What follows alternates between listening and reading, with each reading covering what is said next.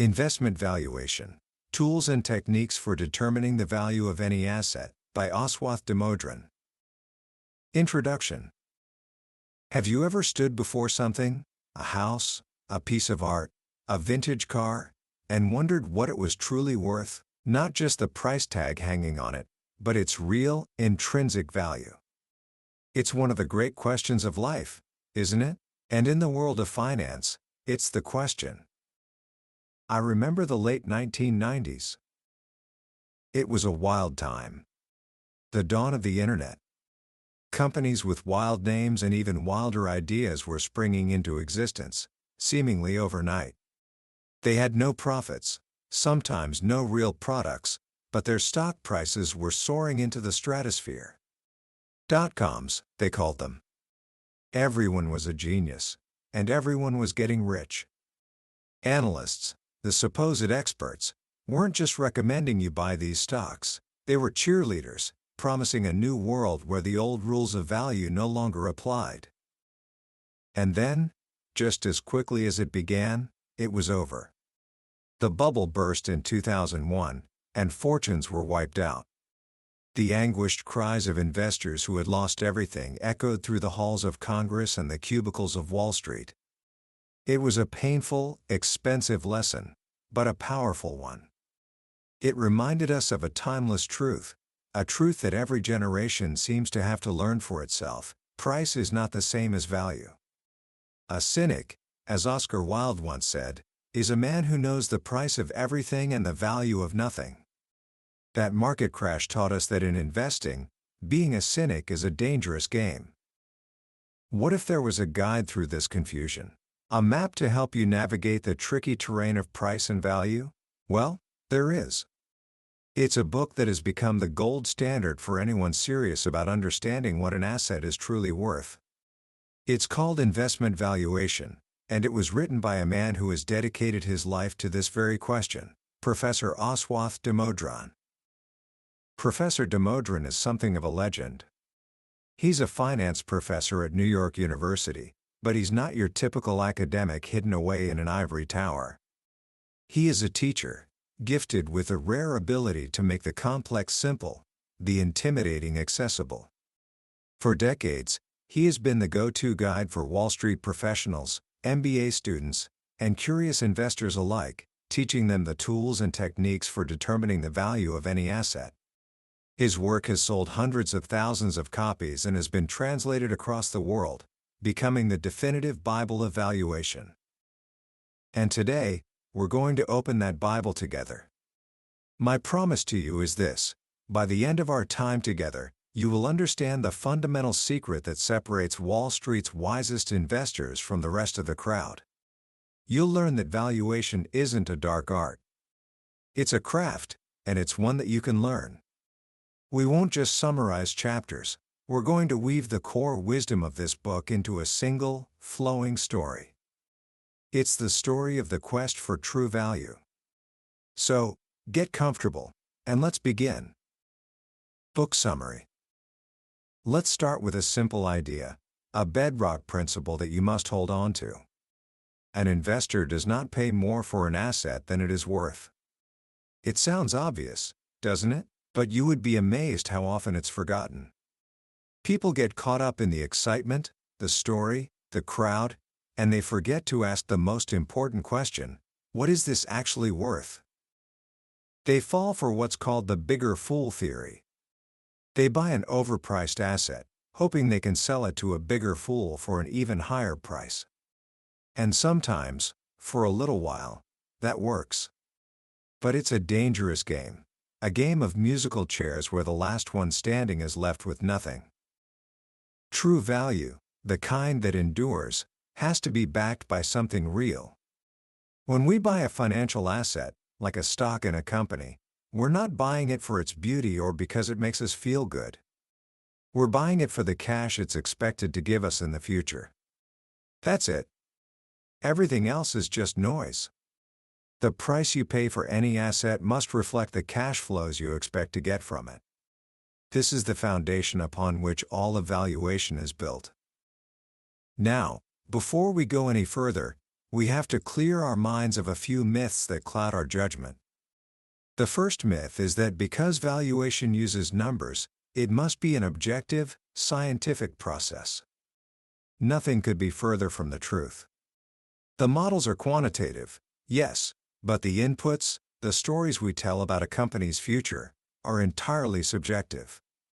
In fact, the biggest danger in valuation is that we often have a price in our head before we even start. We have a bias. We want a stock to be undervalued. And so, we bend the numbers to fit our narrative. The best analysts, the wisest investors, know this. They are honest about their biases and they fight to keep them in check. The second myth is that a good valuation is timeless. A valuation is a snapshot in time. It's based on the information you have today. But the world is constantly changing. New information flows in every second about the company, its competitors, the economy. When the facts change, you must change your mind. A valuation done even a week ago might be obsolete today. The third myth is that a good valuation provides a precise estimate of value. The future is uncertain. Our estimates of cash flows and risk will always have errors. The goal of a valuation is not to arrive at a single, perfect number. It's to arrive at a range of reasonable values.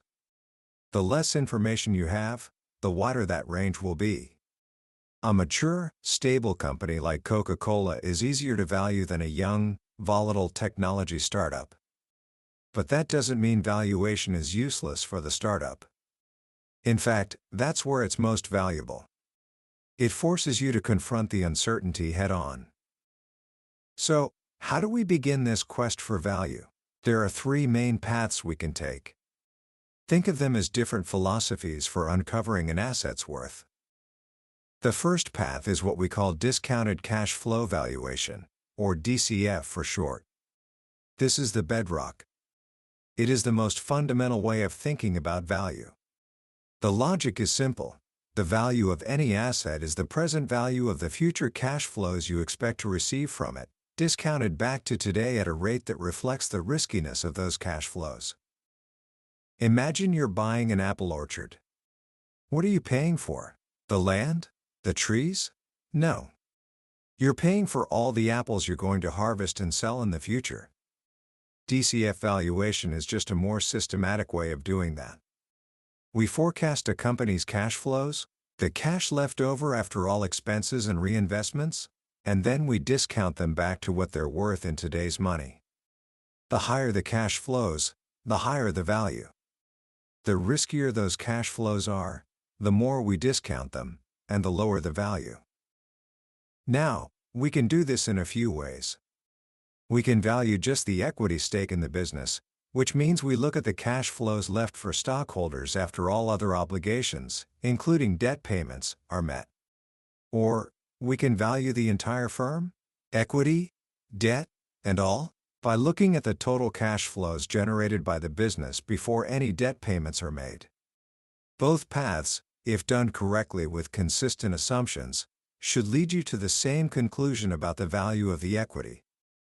This approach is powerful because it forces you to think about the fundamentals of a business. What drives its growth? What are its risks? How profitable is it? You can't hide from these questions in a DCF valuation. But it has its challenges. It can be difficult to do for firms in trouble, for cyclical firms whose fortunes are tied to the economy, or for young companies with no history and negative earnings. But difficult doesn't mean impossible. It just means we have to be more creative and flexible. The second path is relative valuation. This is the most common way people value things in the real world. Instead of trying to calculate an intrinsic value from scratch, you look at what similar assets are selling for in the market. You buy a house by comparing its price to the prices of other houses in the neighborhood. You value a used car by seeing what similar models are going for. In the stock market, we do this by using multiples. The most famous is the price-to-earnings ratio, or PE ratio. You take a company's stock price and divide it by its earnings per share. Then you compare that P/E ratio to the P/E ratios of its competitors, or to the industry average. If a company has a P/E of 15 and the industry average is 25, the simple conclusion is that the company might be undervalued.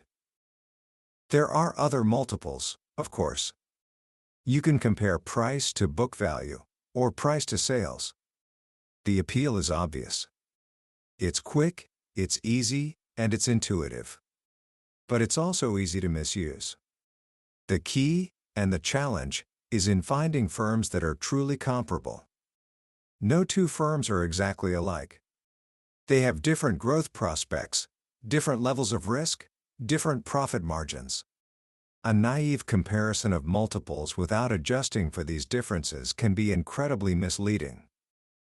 For example, a high-growth, low-risk company should trade at a higher P/E ratio than a low-growth, high-risk company. If you just compare their P/E ratios directly, you might conclude the high-growth company is expensive when it's actually fairly priced. The secret to using relative valuation well is to understand the fundamentals that drive the multiples. And where do you learn that? From DCF valuation. The two paths are deeply connected. A good relative valuation is not just a lazy comparison of numbers, it's a disciplined search for assets that are mispriced relative to their fundamental characteristics. The third path is a bit more revolutionary. It's called contingent claim valuation, and it uses option pricing models to value assets that have option-like features. What does that mean? An option gives you the right, but not the obligation, to do something at a certain price. A call option gives you the right to buy. A put option gives you the right to sell. Many assets have these characteristics hidden within them. Think about a patent owned by a pharmaceutical company. That patent gives the company the right to develop and market a drug. They will only exercise that right if they believe the drug will be profitable. If not, they can let the patent expire. The patent is a call option on the drug. Or think about an undeveloped oil reserve owned by an oil company. The company has the right to drill and extract the oil. They will only do so if the price of oil is high enough to make it profitable. The reserve is a call option on the oil. Traditional DCF valuation often misunderstands and undervalues these assets. Why? Because it tries to estimate the expected cash flows. But the very nature of an option is that you avoid the bad outcomes. You don't exercise the option if it's not going to make you money. So, the value of the option is not just the present value of the expected outcome, it's the value of having the choice. The more uncertainty there is, the more valuable this choice becomes. This is a profound insight. In DCF valuation, uncertainty is a bad thing. It increases the discount rate and lowers value. But in option valuation, uncertainty can be your friend. The more volatile the price of oil, the more valuable an undeveloped oil reserve becomes, because it increases the chance of a big payoff. This approach is powerful for valuing assets that have this kind of embedded flexibility or choice. It can be used for patents, natural resource reserves, or even the option a young company has to expand into new markets in the future. So, we have these three paths: DCF valuation, which seeks intrinsic value based on fundamentals; relative valuation, which seeks to find mispricings relative to the market; and contingent claim valuation, which values the choices and flexibility embedded in assets. They are not mutually exclusive. A good analyst has all three in their toolkit and knows when to use each one. The rest of our journey together will be about mastering these tools. We'll start by digging deeper into the heart of DCF valuation. How do we measure risk? How do we estimate cash flows? How do we forecast growth? These are the building blocks of value. Let's begin with the concept of risk. In finance, we define risk as the deviation of actual returns from expected returns. If you invest in a government bond, you know exactly what return you'll get. It's risk-free. But if you invest in a stock, the actual return could be much higher or much lower than you expect. That variance is risk. But here's a critical insight. Not all risk is rewarded. We can break risk down into two types. The first is risk that is specific to a company or a small group of companies. We call this firm-specific risk. Maybe a new product fails, or a key executive leaves. This is bad for the company, but as an investor, you can protect yourself from it. How? By not putting all your eggs in one basket. By diversifying. If you own 20 different stocks, a disaster at one company will have only a small impact on your overall portfolio. The good news and bad news from different companies tend to average out. The second type of risk is risk that affects all companies, or at least a large number of them. We call this market risk. A rise in interest rates, a recession, a war, these are things that affect the entire market. You cannot make this risk go away by diversifying. Because investors can get rid of firm-specific risk for free through diversification, the market does not reward you for taking it.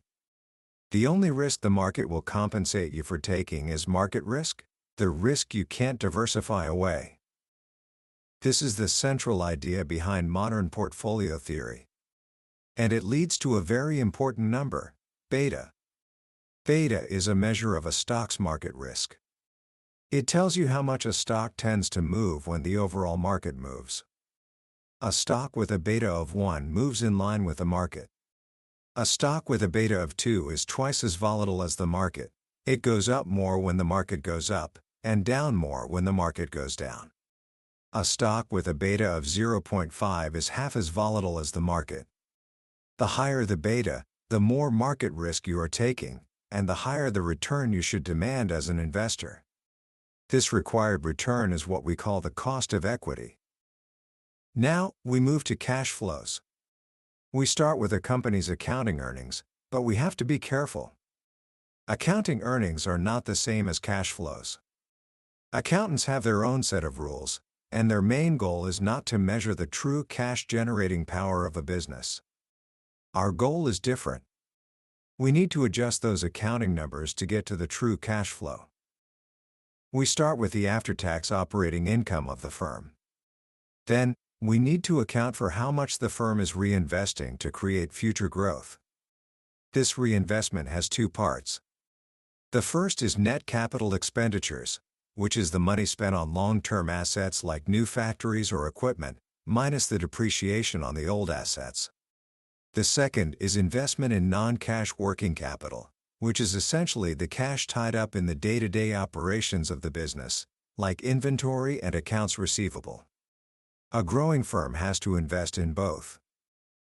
So, the free cash flow to the firm is after-tax operating income minus net capital expenditures, minus the investment in working capital. This is the cash flow available to all the claim holders in the firm, both stockholders and bondholders.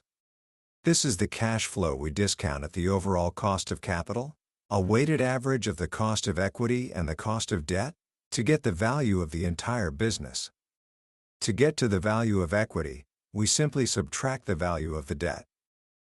The final piece of the puzzle is growth. Where does it come from? Growth is not magic.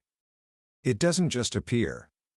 A firm can only grow if it reinvests a portion of its earnings back into the business. The more a firm reinvests, and the higher the quality of those reinvestments, the faster it will grow. The relationship is simple and powerful. Expected growth equals reinvestment rate times return on capital. The reinvestment rate is the percentage of after-tax operating income that the firm plows back into the business. The return on capital is the return the firm earns on those reinvestments.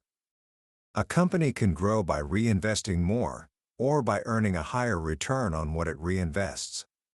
But growth by itself doesn't create value. You can have a company that grows very fast, but if it earns a return on its investments that is lower than its cost of capital, that growth is actually destroying value. The growth only creates value when the return on capital is greater than the cost of capital. This is such a crucial point.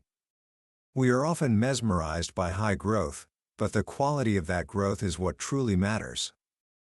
Now, how long can a company sustain high growth? Forever? No. As a firm gets bigger, the law of large numbers kicks in. It's much easier for a $10 million company to double in size than it is for a $100 billion company. At some point, every company's growth slows down to a stable rate, a rate it can sustain forever. This stable growth rate cannot be higher than the growth rate of the overall economy. This brings us to the complete picture of a DCF valuation. We forecast a company's cash flows for a period of high growth, say 5 or 10 years. Then, we estimate a terminal value, which is the value of the company at the end of that high growth period, assuming it settles into stable growth forever. The value of the company today is the present value of the cash flows during the high growth period plus the present value of the terminal value. It's a two-stage process, and it captures the entire life cycle of a business in one valuation. And so, the quest for value comes full circle. It's not about finding a magic formula or a secret number. It's about telling a story, a disciplined, coherent story about a company's future, grounded in its cash flows, its growth prospects, and its risks. The numbers are just the language we use to tell that story. The real art is in crafting the narrative. Commentary. So, what have we learned on this journey? What is the ultimate lesson from this masterclass in valuation? For me, it comes down to this: valuation provides a framework for disciplined thinking. It forces you to separate the story from the substance, the hype from the reality. In a world that is constantly screaming at you to buy this or sell that, to get caught up in the next big thing, valuation is the quiet voice of reason that asks, but what is it worth? The most powerful lesson in this book is the relentless focus on the connection between growth and value. We are a culture obsessed with growth. We celebrate fast-growing companies, and we reward the CEOs who deliver that growth. But as we've seen, growth is a double-edged sword. Growth that costs more than it's worth, growth where the return on investment is less than the cost of capital, actually makes you poorer. It's like trying to fill a bucket with a hole in it. You can pour in more and more water, but you'll never fill it up. Value is created only when a company invests in projects that earn a return greater than the risk-adjusted hurdle rate. That's the iron law of corporate finance, and it is unbreakable. So how can you, as a young, ambitious person, apply this wisdom to your own life and your own decisions? First, think of every major decision you make as an investment. Whether it's choosing a college, a career, or even a relationship, you are investing your most precious resource, your time. Ask yourself, what are the expected cash flows from this decision? Not just in money, but in happiness, fulfillment, and learning. What is the risk? And what is the return I need to justify that risk? This kind of thinking will bring clarity to your most important choices. Second, be a student of value, not just of price. In your career, don't just chase the highest salary. Look for the opportunities that will allow you to grow, to learn new skills, to build your own human capital. These are the investments that will pay the highest returns in the long run. Third, always remember the difference between a good company and a good investment.